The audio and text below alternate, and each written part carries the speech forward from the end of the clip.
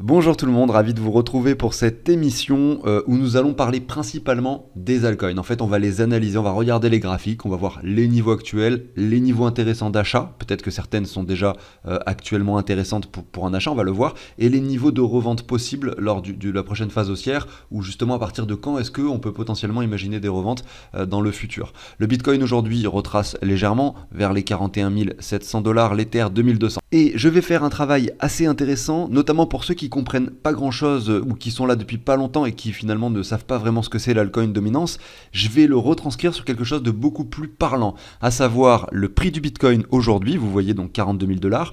On va aller voir dans l'histoire du Bitcoin toutes les fois où nous avons touché les 42 000 $. Donc il n'y en a pas tant que ça, puisque le Bitcoin, il y a encore 4 ans, il n'avait jamais dépassé les 20 000 $. Mais on va aller voir ces moments-là et on va voir quel était le prix de l'Ether justement dans ces moments-là. Et franchement, c'est plus parlant. En tout cas, ça va, même pour les expérimenter finalement, c'est assez parlant et ça va peut-être être un déclencheur finalement dans le cerveau de se dire peut-être que oui, effectivement, mais c'est incroyable à quel point les altcoins sont intéressants en ce moment, en tout cas si on les achète avec du Bitcoin. Voilà, tout simplement. Mais je suis pas encore sûr, j'ai même pas fait ce travail avant. On va le découvrir ensemble. Peut-être qu'en fait, ça va pas être si choquant que ça, mais voilà, ça va être très intéressant de le faire. Je vais vous passer la très courte introduction et on va débuter directement avec cette émission qui est très complète, mais je vais essayer de la condenser un maximum. Mon objectif est qu'elle dure moins de 20 minutes.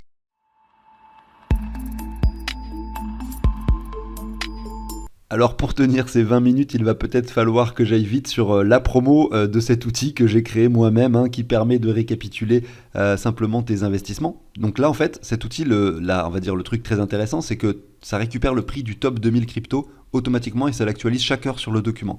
Donc toi tu rentres toutes tes crypto-monnaies, toutes tes plateformes, tu vas dire combien tu possèdes sur chacune d'entre elles, et vu que les prix des cryptos sont récupérés en temps réel, en temps réel tu sais combien tu gagnes ou tu perds finalement à chaque fois que tu ouvres cet outil, que ce soit sur le PC, le téléphone, la tablette, c'est sur un cloud, c'est sur Google Drive, donc là tu as tout, la répartition stable crypto, Bitcoin, altcoin, les petits graphiques qui vont bien, et plein d'autres choses en fait qui sont hyper intéressants. Si tu veux les connaître, je te mets une petite vidéo en haut à droite où j'explique cet outil beaucoup mieux, page par page. Et puis en parallèle de ça, tu trouveras dans la description du coup de cette vidéo et de toutes les autres le lien qui t'amènera sur le site de CryptOrganize. C'est ici que tu peux l'obtenir, l'outil, si jamais ça t'intéresse. Voilà, j'ai fait 1 minute sur la promo. Bon, c'est quand même long. On va enchaîner directement avec le début de l'émission. Alors, vous avez à gauche le prix du Bitcoin, à droite l'Ether. Donc, vous voyez, j'ai répertorié toutes les dates où le Bitcoin a touché les 42 000. Je l'ai fait avec ces cercles jaunes. Et donc, vous pouvez voir les mêmes occurrences à droite sur le graphique de l'Ether. Et donc, quel prix avait l'Ether à chaque fois que le Bitcoin, finalement, a touché ce niveau des 42 000. En fait, il a touché beaucoup plus de fois les 42 000 que ce que je pensais. La première fois, c'était en décembre, début janvier même, on va dire 2021. Mais c'était incroyable, le Bitcoin, donc son précédent sommet, c'était les 20 000 $. Et là, il était finalement en hausse exponentielle, venu chercher les 42 000 en solitaire. Les altcoins ne suivaient pas. Regardez, l'Ether était sur les 900 $, alors que son ATH à l'Ether, c'était les 1400. Donc, vous voyez le retard qu'il avait par rapport au Bitcoin, lui qui avait déjà fait x2 par rapport à son ATH. Bon, il a rattrapé son retard après.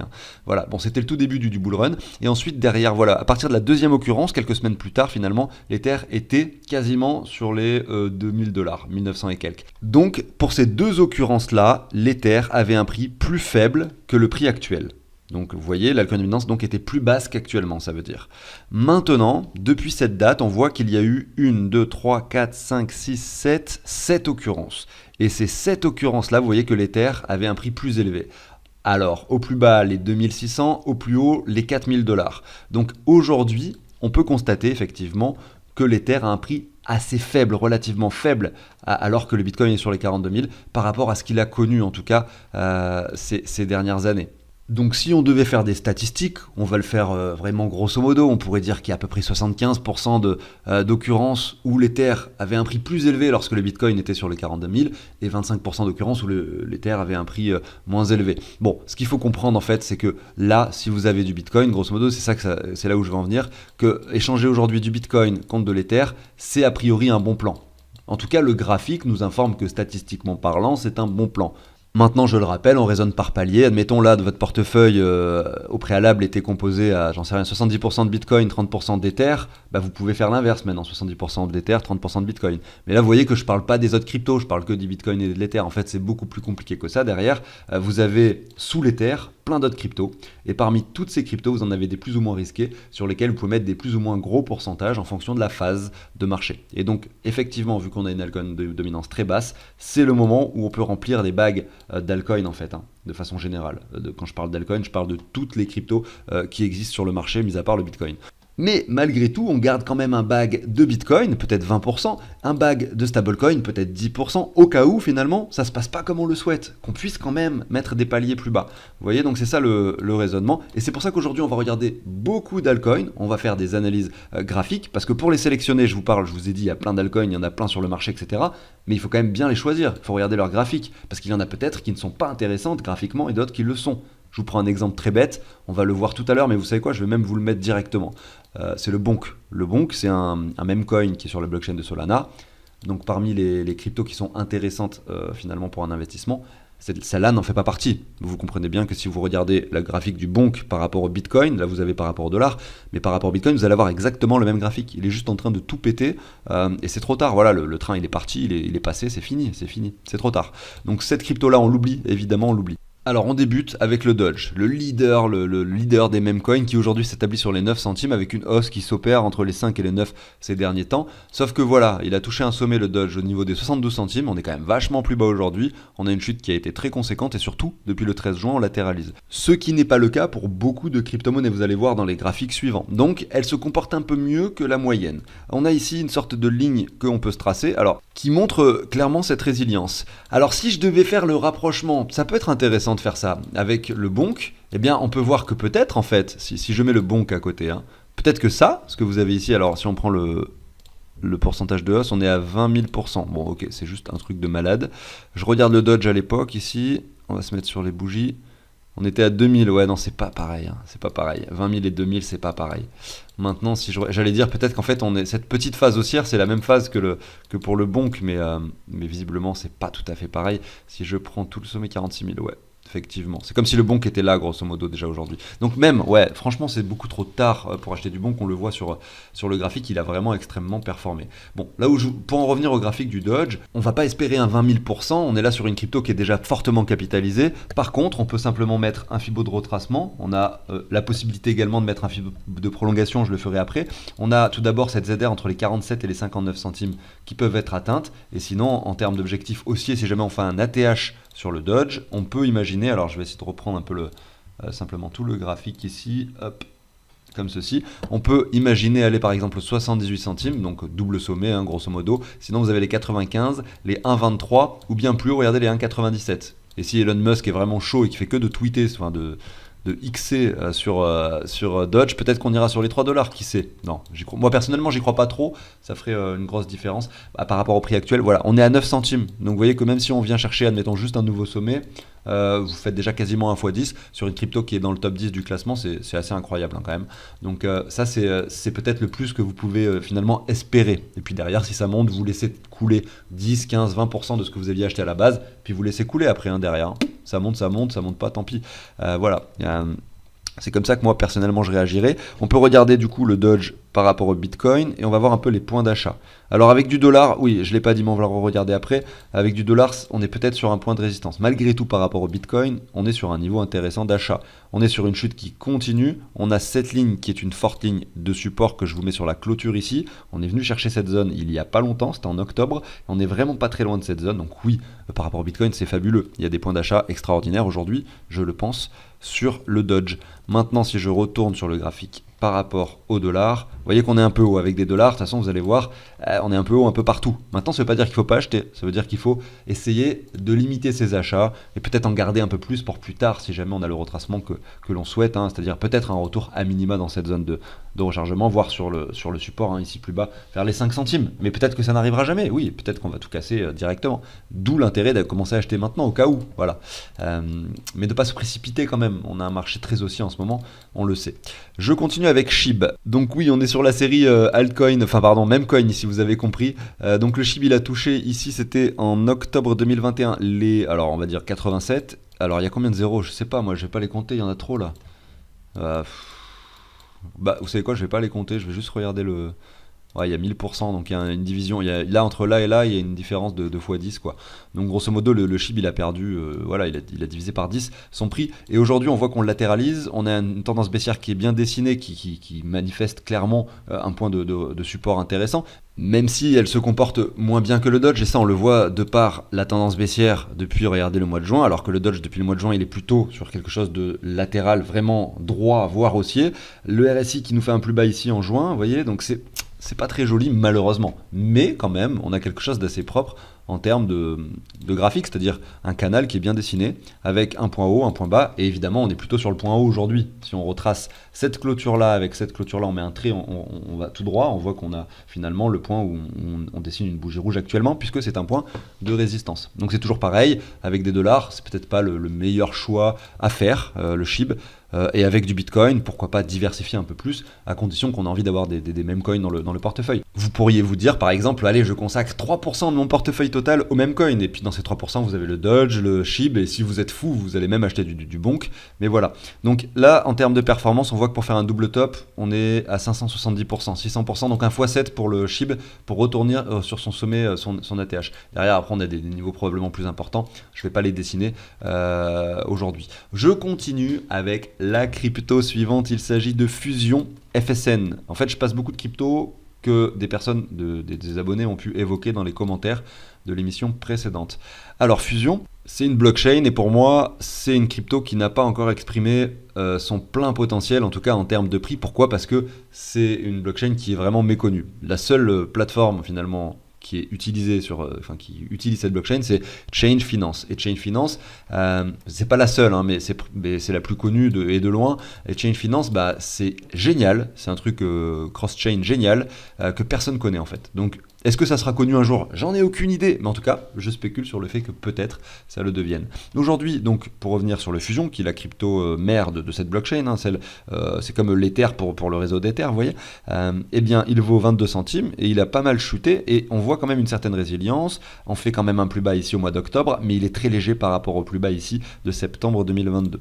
Donc elle se comporte pas si mal finalement, et en plus de ça, elle est sur un prix hyper intéressant pour investir aujourd'hui avec des dollars. Et c'est une des rares cryptos sur lesquelles je vais pouvoir dire ça aujourd'hui. Parce que malgré tout, on a la plupart des cryptos qui montent par rapport au dollar en ce moment.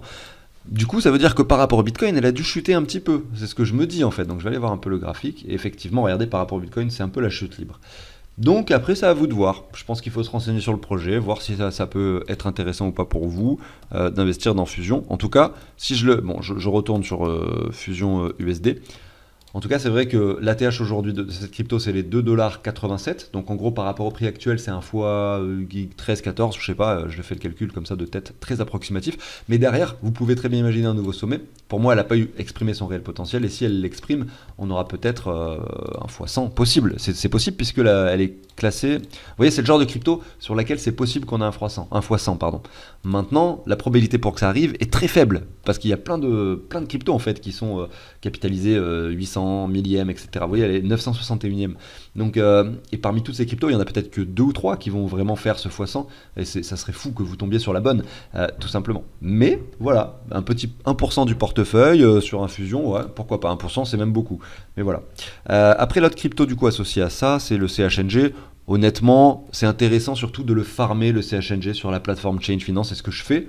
Mais bon, on va regarder les graphiques, qui est plutôt très joli, regardez, ça monte, regardez, ainsi on était en juin 2022, là on était sur ce plus bas en septembre 2023, on est sur les 12 centimes, et moi je le farme depuis un petit moment, je suis très content de voir qu'il se comporte bien, et j'attends de voir si on va pas casser ce W là, là ça serait assez intéressant, à savoir que le 31 décembre, beaucoup de personnes vont débloquer du coup des CHNG, ils vont les vendre, donc sur le moment, et il y a aussi beaucoup de personnes qui vont bloquer pour l'année d'après, qui vont en acheter, donc généralement les fins d'année on voit des bougies qui font comme ça quoi, sur Change Finance. Donc c'est intéressant de le savoir si jamais vous voulez investir dessus. Je continue avec Engine.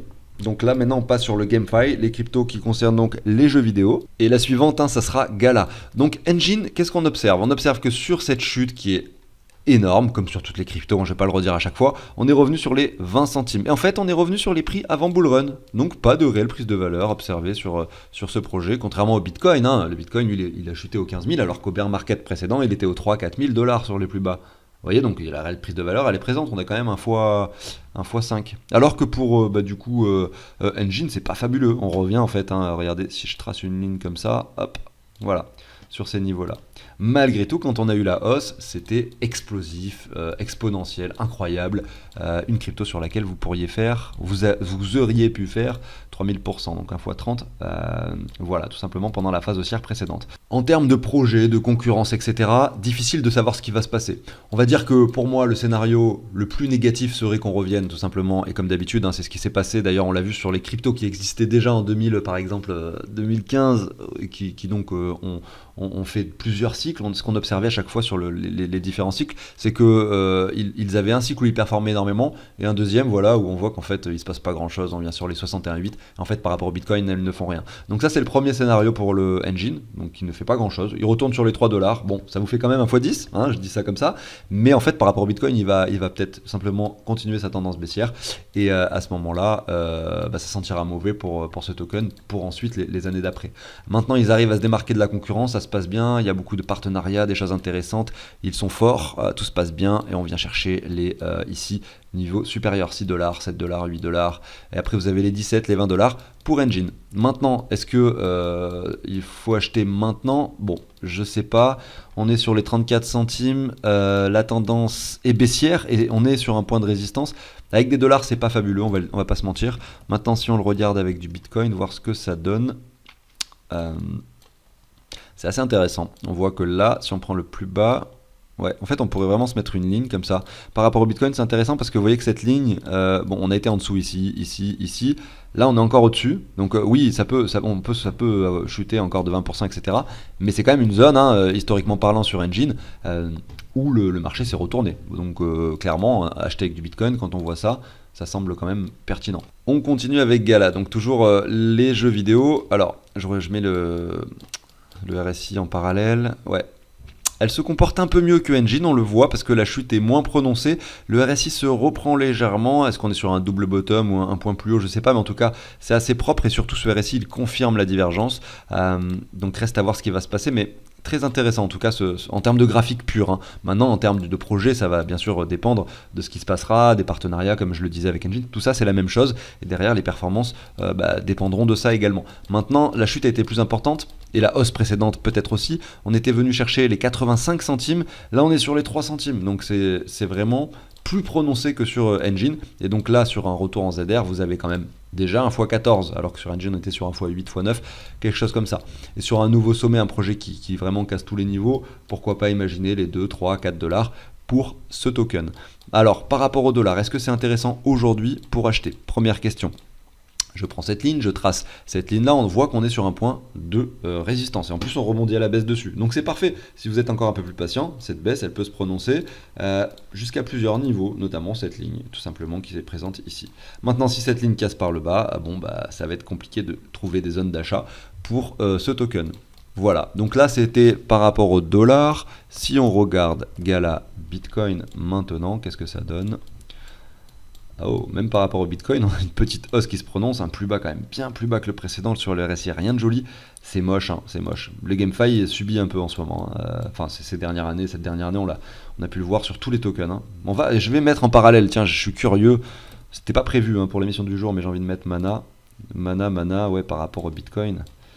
Ouf, on est vraiment pile poil sur ce point de support, regardez, matérialisé par ce point bas ici, qui précédait vraiment le pump. Est-ce qu'on va rebondir dessus? Est-ce qu'on va vraiment supporter le cours sur ce niveau-là?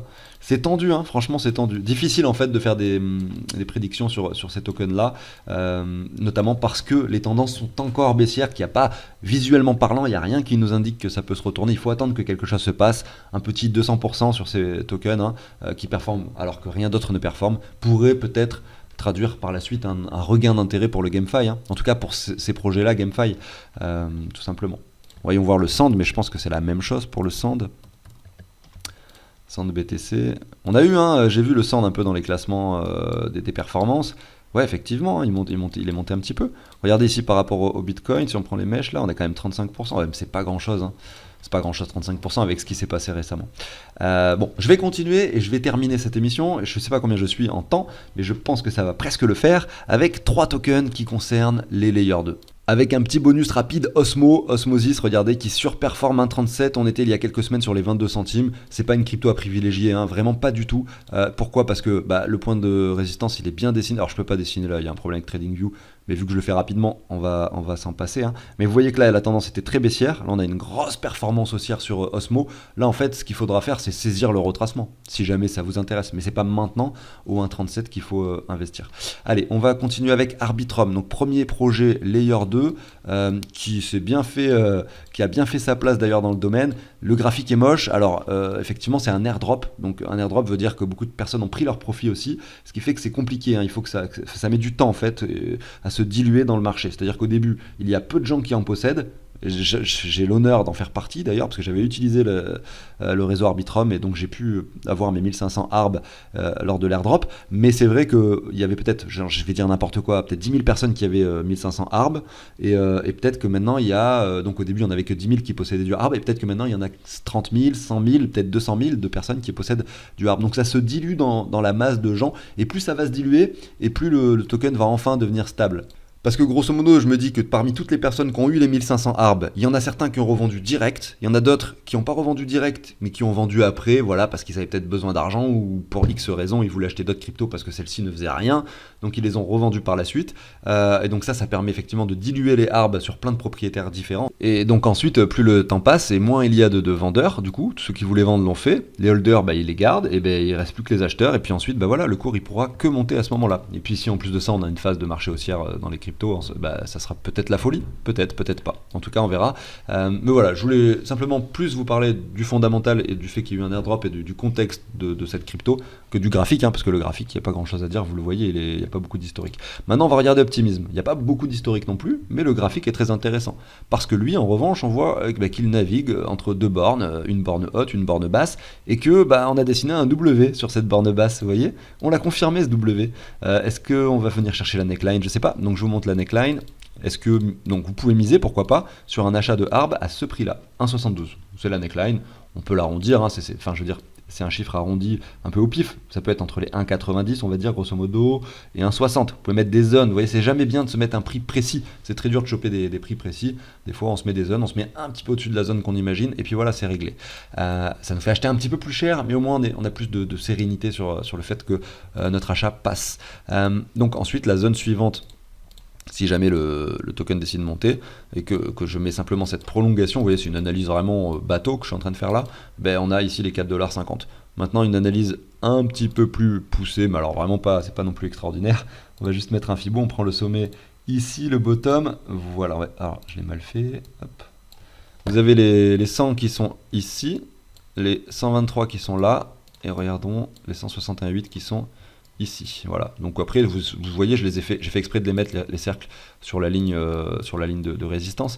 Mais après, on peut très bien la casser, hein, cette ligne. Voilà. Mais c'est juste pour essayer de voir par rapport à la temporalité, les prix qui peuvent être atteints. Vous avez ici, par exemple, en mai 2024, pourquoi pas les 4,50$. En février 2025, pourquoi pas les 5,70$, vous voyez, c'est pour ça. Mais à tout moment, on la casse, hein, cette ligne. Puis le jour où elle casse, et puis c'est tout. Hein. On peut très bien faire un truc comme ça, la péter, revenir dessus et aller chercher la lune, hein, comme on dit. Mais voilà, pour l'instant, elle est là, elle est présente, donc on la représente. Je vais montrer Matic. Pour finir cette émission, Matic, elle va être intéressante à regarder par rapport au Bitcoin aussi. Parce que là, vous avez un graphique par rapport au dollar. On a touché, regardez, les 2,88$ sur le sommet. On est revenu bas, mais pas si bas que ça, hein, 27 centimes. Matic, c'est hyper bien comporté. Regardez, par rapport à toutes les autres cryptos que je vous ai montré aujourd'hui, c'est le plus joli graphique. Pourquoi ? Parce que le plus bas, il était ici en juin. Et là, on voit la résilience. On revient chercher. Alors, je ne sais pas si je mets un Fibo combien ça fait, mais je pense qu'on est revenu en dessous de la ZR, hein, clairement. On est quand même revenu assez bas. Ouais, en dessous 85,4, c'est très propre. On fait un W dessus, on rebondit actuellement sur Matic. Là, il y avait plein de partenariats, tout le monde en parlait. Matic a fait un ATH par rapport au Bitcoin pendant cette période. Je vous montre le graphique juste après. Et ensuite, le retracement qu'on attendait pour, pourquoi pas, investir dessus. Après, beaucoup de gens en avaient déjà du Matic, hein, ceux qui étaient là lors du précédent bull run, en avaient probablement encore. Maintenant, il chute de nouveau. Et là, on a eu des opportunités en or. On en a discuté, mais beaucoup de fois sur la chaîne. Et là, maintenant, il se reprend un petit peu. On va regarder par rapport au Bitcoin, voir si c'est toujours intéressant d'acheter du Matic. Donc vous voyez là, c'est l'ATH que... Alors, je vous ai dit des bêtises, désolé, c'était pas un ATH, mais vous voyez qu'on est revenu chercher le haut de la ligne en février 2023 et ici en novembre. C'était à cette période-là que je pense effectivement tous les partenariats qui avaient été faits entre Matic et plein de grosses entreprises. Là, le double top, la chute assez puissante, et là on revient alors par rapport au Bitcoin. Évidemment, si on prolonge cette ligne, on voit que ça nous amène sur un niveau extrêmement bas, mais on voit bien que le Matic latéralise ici, à cet endroit-là, donc ici, on a plutôt envie de se mettre une ligne comme ça. Comme ça, parce qu'on a ce point de support ici, les mèches ici qui ont été finalement touchées, là on jongle un peu dessus. Voilà, on ne sait pas trop en fait, mais ce qui est clair, c'est que par rapport au Bitcoin, c'est intéressant aujourd'hui d'acheter. On est sur un point de support, on a eu un point bas à cet endroit-là. Par rapport à l'ATH de l'année dernière, on est quand même à 70%, on est 70% plus bas. Voilà, donc par rapport au dollar, c'est pas fabuleux la différence. Pourquoi ? Parce qu'entre temps, on a un Bitcoin qui est passé de 15 000 à 42 000. Mais par contre, si vous aviez du Bitcoin il y a un an, que vous les avez toujours aujourd'hui, et que vous décidez d'acheter du Matic aujourd'hui, et que derrière Matic par rapport au Bitcoin fait ça, eh bien vous êtes le roi du monde. Voilà, bon j'exagère évidemment toujours, hein, histoire que ce soit toujours un peu plus extraordinaire. Mais voilà, vous avez compris l'idée. Alors on peut se donner les objectifs si vous voulez pour terminer, comme ça la vidéo durera plutôt 25 minutes au lieu de 20. Alors Matic USD, clairement les objectifs c'est dans un premier temps un double top. Pour moi il va être atteint sans aucun souci. Derrière on peut prendre un Fibo de prolongation pour essayer de déterminer les objectifs suivants. Voilà, comme ceci, je prends bien les zones et on voit qu'on a ensuite les 4 $, les 5 $, et derrière, en dessus des 5 $, grosso modo, moi c'est la zone où je me dis, je garde peut-être que 10% de mes Matic, là j'aurais quasiment tout vendu je pense, et en dessus, alors peut-être pas, je dis 10, peut-être ça sera 20, 30, je sais qu'ensuite en période d'euphorie, je change d'avis, finalement je veux garder, je suis un peu comme Gollum avec l'anneau du Seigneur des Anneaux, je veux garder mes cryptos, je veux pas les vendre. Et vous voyez, c'est ça aussi qui me permet de les hold en bear market, c'est parce que je suis tellement passionné de ça, de la technologie de la blockchain et des cryptos en général, que je veux pas m'en séparer, que ce soit de les phases de hausse ou dans les phases de baisse, vous voyez. Donc on verra, j'espère que j'arriverai à m'en séparer en tout cas. Mais derrière on a les 12 $ pour Matic, donc par rapport au prix actuel, on est sur les 85 centimes. Les 5 $, ça représente un fois 7, voilà, quelque chose comme ça, tout simplement. Donc c'est pas non plus fabuleux, mais c'est une crypto fortement capitalisée. Donc c'est logique que vous n'ayez pas un rendement aussi important qu'avec une petite crypto sur laquelle vous allez prendre aussi beaucoup plus de risques. J'ai beaucoup parlé dans cette émission, j'espère qu'elle vous a plu. N'hésitez pas à vous abonner, à liker si ça vous a plu, hein, ça fait toujours plaisir. Je vous souhaite une excellente journée, je vous dis à très bientôt sur la chaîne. Ciao tout le monde.